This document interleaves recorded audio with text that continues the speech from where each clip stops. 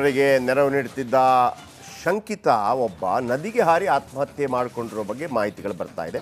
ಭದ್ರತಾ ಪಡೆಗಳಿಂದ ತಪ್ಪಿಸಿಕೊಳ್ಳಲು ಯತ್ನಿಸಿದ್ದ ಪಾಪಿ ಇಮ್ತಿಯಾಜ್ ಅಹಮದ್ ಮ್ಯಾಗ್ರೆ ನದಿಗೆ ಹಾರಿ ಆತ್ಮಹತ್ಯೆ ಮಾಡಿಕೊಂಡಿದ್ದಾನಂತೆ. ಕುಲ್ಗಾಮ್ನ ತಂಗಿಮಾರ್ಗ್ ನಿವಾಸಿಯಾಗಿದ್ದ ಶಂಕಿತ ಈತ ಉಗ್ರರಿಗೆ ಆಹಾರ ವಾಸ್ತವ್ಯಕ್ಕೆ ವ್ಯವಸ್ಥೆ ಮಾಡಿದ್ದು. ನಾವು ಮೊನ್ನೆಯಿಂದ ಹೇಳ್ತಾ ಇದ್ವಿ, ಈಗ ಅವ್ರು ಬಂದಿದ್ರಲ್ವ, ಬಂದು ಆ ಡ್ರೆಸ್ ಹಾಕ್ಕೊಂಡು ಉಳ್ಕೊಳ್ಳೋದು, ಊಟ ತಿಂಡಿ ಮಾಡೋದು, ಗನ್ ಇಟ್ಕೊಳ್ಳೋದು, ಯಾರೋ ಒಬ್ಬ ಸಾಥ್ ಕೊಟ್ಟಿರ್ತಾನೆ ಅನ್ನುವಂಥದ್ದು. ಅಂಥದ್ರಲ್ಲಿ ಇಮ್ತಿಯಾಜ್ ಅನ್ನೋನು ಅಂತೇಳಿ. ಸೊ ಅವನನ್ನು ಪತ್ತೆ ಹಚ್ಚೋದಕ್ಕೆ ಪ್ರಯತ್ನ ಪಟ್ಟರು ಪೊಲೀಸರು. ಆತ ನೋಡಿ ಅಲ್ಲಿ ನದಿಗೆ ಹಾರ್ತಾನೆ. ವಿಶೇಷವಾದಂಥ ದೃಶ್ಯ ಇದು.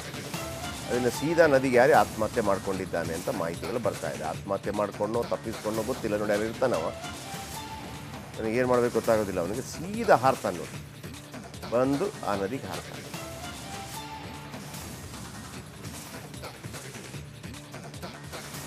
ಒಂದು ವೇಳೆ ಅವ ಪೊಲೀಸರ ಕೈಗೆ ಸಿಕ್ಕಿದ್ದಿದ್ರೆ ಬುಲೆಟ್ ಹಾರಿಸಿ ಸಾಯಿಸ್ತಾ ಇದ್ರೇನು, ಇವ ನೀರಿಗೆ ಹಾರಿ ಆತ್ಮಹತ್ಯೆ ಮಾಡ್ಕೊಂಡಿದ್ದ. ಆದರೆ ಅವನು ಸಿಕ್ಕಿದ್ದಿದ್ರೆ ಕೆಲವು ಮಾಹಿತಿಗಳು ಹೊರಗೆ ಬರ್ತಾ ಇತ್ತು.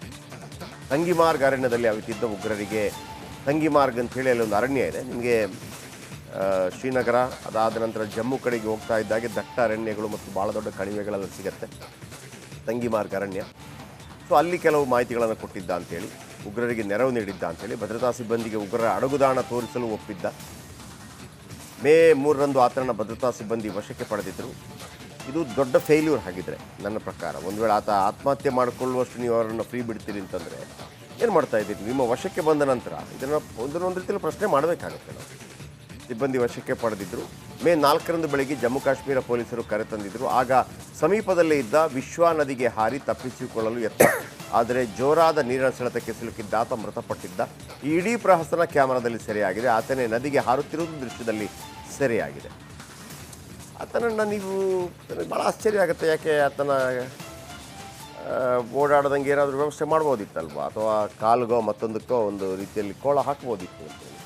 ಯಾಕಂದರೆ ಬಹಳ ಪ್ರಮುಖವಾಗಿರುವಂಥ ಸಾಕ್ಷ್ಯನಾಶ ಇದು. ಒಂದು ವೇಳೆ ಅದು ನಿಜವೇ ಆಗಿದ್ದರೆ ಅಷ್ಟು ಕೇರ್ಲೆಸ್ ಯಾಕೆ ಅನ್ನುವಂಥ ಪ್ರಶ್ನೆ ಉದ್ಭವ ಆಗುತ್ತೆ. ಅವನು ಆತ್ಮಹತ್ಯೆ ಮಾಡಿಕೊಂಡ ಸತ್ತೋದ ಅದಲ್ಲ ವಿಚಾರ. ಯಾರು ಸಾಕ್ಷ್ಯನಾಶ ಯಾರು ಮಾಡಿದ್ರು? ಅಲ್ಲಿನ ಪೊಲೀಸರು ಯಾಕೆ ಬಿಟ್ಟರು?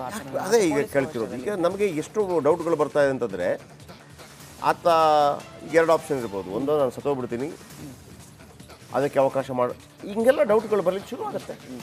ಆಮೇಲೆ ಸ್ಥಳೀಯರು ಅಂತ ಹೇಳುವಾಗ ಈವನ್ ಈ ಗದ್ದಾರ್ಗಳು ಎಲ್ಲ ಕಡೆ ಇರ್ತಾರಲ್ವ, ಯಾವ್ಯಾವ ಎಲ್ಲಿ ನಮ್ಮ ಸೈನ್ಯದ ಮಾಹಿತಿಗಳನ್ನೇ ಕೊಡುವಂಥವ್ರು ನಮ್ಮದು ಅಂತಲ್ಲ, ವರ್ಲ್ಡ್ ವೈಡ್ ನಡೀತಾ ಇರುತ್ತೆ. ಅವರನ್ನು ಪತ್ತೆ ಹಚ್ಚೋದೇ ಭಾಳ ಕಷ್ಟ. ಹಾಗಾಗಿ ಗದ್ದಾರ್ ಯಾರಿರ್ತಾರೆ ಅವರನ್ನು ಗುಂಡು ಹೊಡಿಬೇಕು ಅಂತ ಮಿಲಿಟರಿಗೆ ನೆರವು ನೀಡುತ್ತಿದ್ದ ಶಂಕಿತ ಒಬ್ಬ ನದಿಗೆ ಹಾರಿ ಆತ್ಮಹತ್ಯೆ ಮಾಡಿಕೊಂಡಿರೋ ಬಗ್ಗೆ ಮಾಹಿತಿಗಳು ಬರ್ತಾ ಇದೆ. ಭದ್ರತಾ ಪಡೆಗಳಿಂದ ತಪ್ಪಿಸಿಕೊಳ್ಳಲು ಯತ್ನಿಸಿದ್ದ ಪಾಪಿ ಇಮ್ತಿಯಾಜ್ ಅಹಮದ್ ಮ್ಯಾಗ್ರೆ ನದಿಗೆ ಹಾರಿ ಆತ್ಮಹತ್ಯೆ ಮಾಡಿಕೊಂಡಿದ್ದಾನಂತೆ. ಕುಲ್ಗಾಮ್ನ ತಂಗಿಮಾರ್ಗ್ ನಿವಾಸಿಯಾಗಿದ್ದ ಶಂಕಿತ ಈತ ಉಗ್ರರಿಗೆ ಆಹಾರ ವಾಸ್ತವ್ಯಕ್ಕೆ ವ್ಯವಸ್ಥೆ ಮಾಡಿದ್ದು. ನಾವು ಮೊನ್ನೆಯಿಂದ ಹೇಳ್ತಾ ಇದ್ವಿ, ಈಗ ಅವ್ರು ಬಂದಿದ್ರಲ್ವ, ಬಂದು ಆ ಡ್ರೆಸ್ ಹಾಕ್ಕೊಂಡು ಉಳ್ಕೊಳ್ಳೋದು, ಊಟ ತಿಂಡಿ ಮಾಡೋದು, ಗನ್ ಇಟ್ಕೊಳ್ಳೋದು, ಯಾರೋ ಒಬ್ಬ ಸಾಥ್ ಕೊಟ್ಟಿರ್ತಾನೆ ಅನ್ನುವಂಥದ್ದು. ಅಂಥದ್ರಲ್ಲಿ ಇಮ್ತಿಯಾಜ್ ಅನ್ನೋನು ಅಂತೇಳಿ. ಸೊ ಅವನನ್ನು ಪತ್ತೆ ಹಚ್ಚೋದಕ್ಕೆ ಪ್ರಯತ್ನ ಪಟ್ಟರು ಪೊಲೀಸರು. ಆತ ನೋಡಿ ಅಲ್ಲಿ ನದಿಗೆ ಹಾರ್ತಾನೆ. ವಿಶೇಷವಾದಂಥ ದೃಶ್ಯ ಇದು. ಅದನ್ನು ಸೀದಾ ನದಿಗೆ ಯಾರೇ ಆತ್ಮಹತ್ಯೆ ಮಾಡ್ಕೊಂಡಿದ್ದಾನೆ ಅಂತ ಮಾಹಿತಿಗಳು ಬರ್ತಾ ಇದೆ. ಆತ್ಮಹತ್ಯೆ ಮಾಡ್ಕೊಂಡೋ ತಪ್ಪಿಸ್ಕೊಂಡೋ ಗೊತ್ತಿಲ್ಲ. ನೋಡಿ ಅಲ್ಲಿ ಇರ್ತಾನವ, ನನಗೆ ಏನು ಮಾಡಬೇಕು ಗೊತ್ತಾಗೋದಿಲ್ಲ. ಅವನಿಗೆ ಸೀದಾ ಹಾರ್ತಾನೆ ನೋಡಿ, ಬಂದು ಆ ನದಿಗೆ ಹಾರ್ತಾನೆ.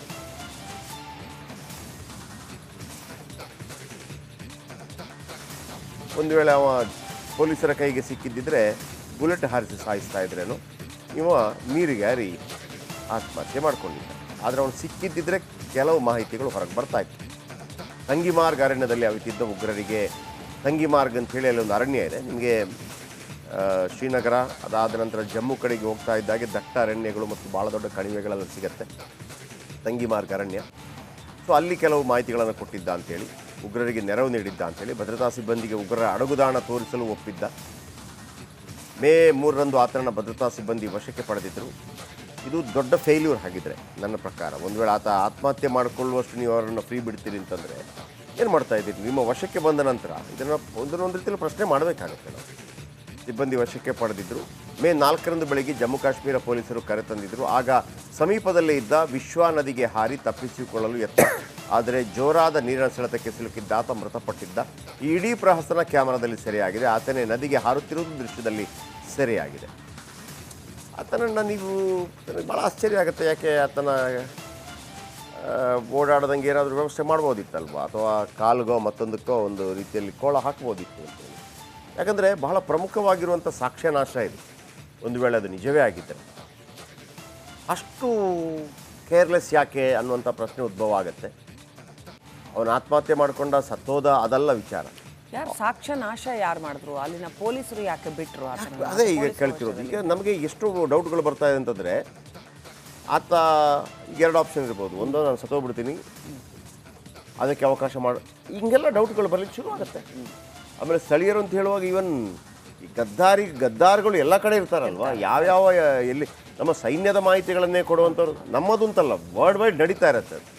ಅವರನ್ನು ಪತ್ತೆ ಹಚ್ಚೋದೇ ಭಾಳ ಕಷ್ಟ.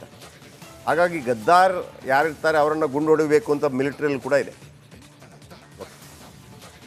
ಅವರಿಗೆ ನೆರವು ನೀಡುತ್ತಿದ್ದ ಶಂಕಿತ ಒಬ್ಬ ನದಿಗೆ ಹಾರಿ ಆತ್ಮಹತ್ಯೆ ಮಾಡಿಕೊಂಡಿರೋ ಬಗ್ಗೆ ಮಾಹಿತಿಗಳು ಬರ್ತಾ ಇದೆ. ಭದ್ರತಾ ಪಡೆಗಳಿಂದ ತಪ್ಪಿಸಿಕೊಳ್ಳಲು ಯತ್ನಿಸಿದ್ದ ಪಾಪಿ ಇಮ್ತಿಯಾಜ್ ಅಹಮದ್ ಮ್ಯಾಗ್ರೆ ನದಿಗೆ ಹಾರಿ ಆತ್ಮಹತ್ಯೆ ಮಾಡಿಕೊಂಡಿದ್ದಾನಂತೆ. ಕುಲ್ಗಾಮ್ನ ತಂಗಿಮಾರ್ಗ್ ನಿವಾಸಿಯಾಗಿದ್ದ ಶಂಕಿತ ಈತ ಉಗ್ರರಿಗೆ ಆಹಾರ, ವಾಸ್ತವ್ಯಕ್ಕೆ ವ್ಯವಸ್ಥೆ ಮಾಡಿದ್ದು. ನಾವು ಮೊನ್ನೆಯಿಂದ ಹೇಳ್ತಾ ಇದ್ವಿ. ಈಗ ಅವ್ರು ಬಂದಿದ್ರಲ್ವ, ಬಂದು ಆ ಡ್ರೆಸ್ ಹಾಕ್ಕೊಂಡು ಉಳ್ಕೊಳ್ಳೋದು, ಊಟ ತಿಂಡಿ ಮಾಡೋದು, ಗನ್ ಇಟ್ಕೊಳ್ಳೋದು, ಯಾರೋ ಒಬ್ಬ ಸಾಥ್ ಕೊಟ್ಟಿರ್ತಾನೆ ಅನ್ನುವಂಥದ್ದು. ಅಂಥದ್ರಲ್ಲಿ ಇಮ್ತಿಯಾಜ್ ಅನ್ನೋನು ಅಂತೇಳಿ. ಸೊ ಅವನನ್ನು ಪತ್ತೆ ಹಚ್ಚೋದಕ್ಕೆ ಪ್ರಯತ್ನ ಪಟ್ಟರು ಪೊಲೀಸರು. ಆತ ನೋಡಿ ಅಲ್ಲಿ ನದಿಗೆ ಹಾರ್ತಾನೆ. ವಿಶೇಷವಾದಂಥ ದೃಶ್ಯ ಇದು.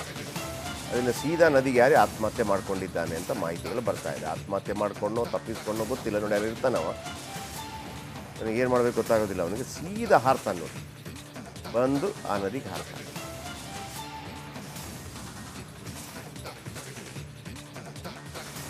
ಒಂದು ವೇಳೆ ಅವ ಪೊಲೀಸರ ಕೈಗೆ ಸಿಕ್ಕಿದ್ದಿದ್ರೆ ಬುಲೆಟ್ ಹಾರಿಸಿ ಸಾಯಿಸ್ತಾ ಇದ್ರೇನು, ಇವ ನೀರಿಗೆ ಹಾರಿ ಆತ್ಮಹತ್ಯೆ ಮಾಡ್ಕೊಂಡಿದ್ದ. ಆದರೆ ಅವನು ಸಿಕ್ಕಿದ್ದಿದ್ರೆ ಕೆಲವು ಮಾಹಿತಿಗಳು ಹೊರಗೆ ಬರ್ತಾ ಇತ್ತು. ತಂಗಿಮಾರ್ಗ್ ಅರಣ್ಯದಲ್ಲಿ ಅವಿತಿದ್ದ ಉಗ್ರರಿಗೆ, ತಂಗಿಮಾರ್ಗ್ ಅಂಥೇಳಿ ಅಲ್ಲಿ ಒಂದು ಅರಣ್ಯ ಇದೆ ನಿಮಗೆ. ಶ್ರೀನಗರ ಅದಾದ ನಂತರ ಜಮ್ಮು ಕಡೆಗೆ ಹೋಗ್ತಾ ಇದ್ದಾಗೆ ದಟ್ಟ ಅರಣ್ಯಗಳು ಮತ್ತು ಭಾಳ ದೊಡ್ಡ ಕಣಿವೆಗಳೆಲ್ಲ ಸಿಗುತ್ತೆ ತಂಗಿಮಾರ್ಗ್ ಅರಣ್ಯ. ಸೊ ಅಲ್ಲಿ ಕೆಲವು ಮಾಹಿತಿಗಳನ್ನು ಕೊಟ್ಟಿದ್ದ ಅಂಥೇಳಿ, ಉಗ್ರರಿಗೆ ನೆರವು ನೀಡಿದ್ದ ಅಂಥೇಳಿ, ಭದ್ರತಾ ಸಿಬ್ಬಂದಿಗೆ ಉಗ್ರರ ಅಡಗುದಾಣ ತೋರಿಸಲು ಒಪ್ಪಿದ್ದ.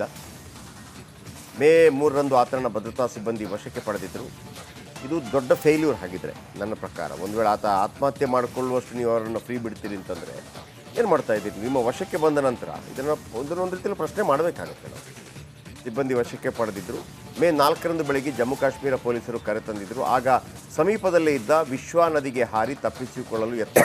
ಆದರೆ ಜೋರಾದ ನೀರಿನ ಸೆಳೆತಕ್ಕೆ ಸಿಲುಕಿದ್ದ ಆತ ಮೃತಪಟ್ಟಿದ್ದ. ಈ ಇಡೀ ಪ್ರಹಸನ ಕ್ಯಾಮರಾದಲ್ಲಿ ಸೆರೆಯಾಗಿದೆ. ಆತನೇ ನದಿಗೆ ಹಾರುತ್ತಿರುವುದು ದೃಶ್ಯದಲ್ಲಿ ಸೆರೆಯಾಗಿದೆ. ಆತನನ್ನು ನೀವು ನನಗೆ ಭಾಳ ಆಶ್ಚರ್ಯ ಆಗುತ್ತೆ. ಯಾಕೆ ಆತನ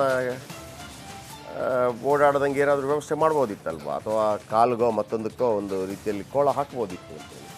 ಯಾಕಂದರೆ ಬಹಳ ಪ್ರಮುಖವಾಗಿರುವಂಥ ಸಾಕ್ಷ್ಯನಾಶ ಇದು.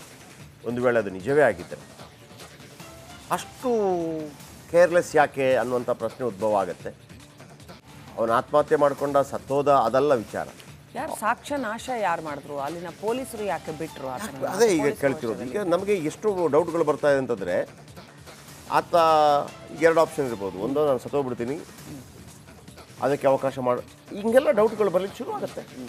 ಆಮೇಲೆ ಸ್ಥಳೀಯರು ಅಂತ ಹೇಳುವಾಗ ಈವನ್ ಈ ಗದ್ದಾರ್ಗಳು ಎಲ್ಲ ಕಡೆ ಇರ್ತಾರಲ್ವ, ಯಾವ್ಯಾವ ಎಲ್ಲಿ ನಮ್ಮ ಸೈನ್ಯದ ಮಾಹಿತಿಗಳನ್ನೇ ಕೊಡುವಂಥವ್ರು ನಮ್ಮದು ಅಂತಲ್ಲ, ವರ್ಲ್ಡ್ ವೈಡ್ ನಡೀತಾ ಇರುತ್ತೆ. ಅವರನ್ನು ಪತ್ತೆ ಹಚ್ಚೋದೇ ಭಾಳ ಕಷ್ಟ.